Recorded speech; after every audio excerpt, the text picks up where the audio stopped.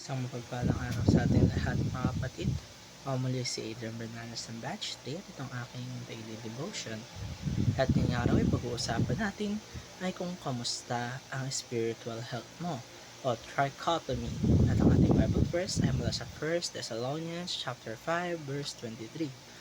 Sasabi rito, May God Himself, the God of peace, sanctify you truth and true.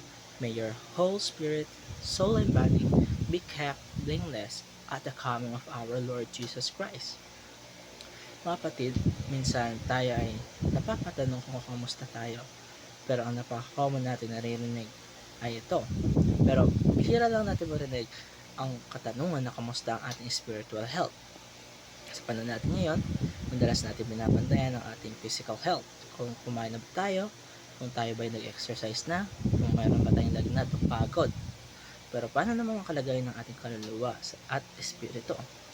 At topic natin ngayon na patungkol sa trichotomy na nagtuturo na ang tao ay binubuo ng tatlong bahagi: body, soul, at spirit. Ang body ang nag-uugnay sa atin sa physical world. Ang soul sa ating isipan at ating damdamin. At ang ating spirit naman ang nag-uugnay sa atin sa Diyos.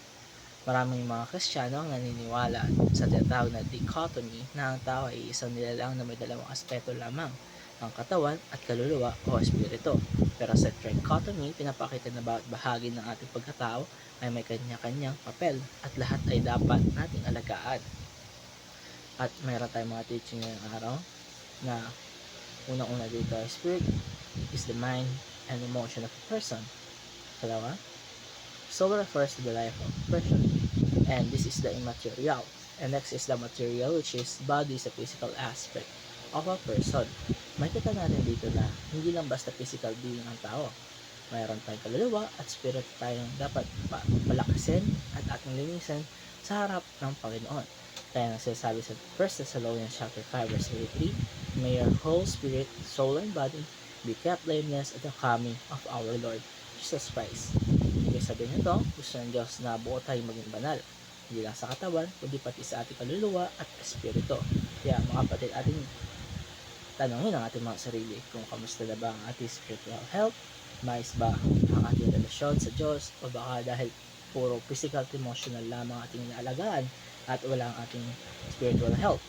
Dahil kung ang katawan natin ay nagkakasakit kapag pinapabayaan, ganon din ang ating kaluluwa at espiritu kapag hindi tayo nagdarasal, hindi nagbabasa ng salita ng Diyos o hindi nakikinig sa Kanya, dahan-dahan na rin nanghihina ang ating loob, nawawala ng gana, ng pag-asa at ng kapayapaan.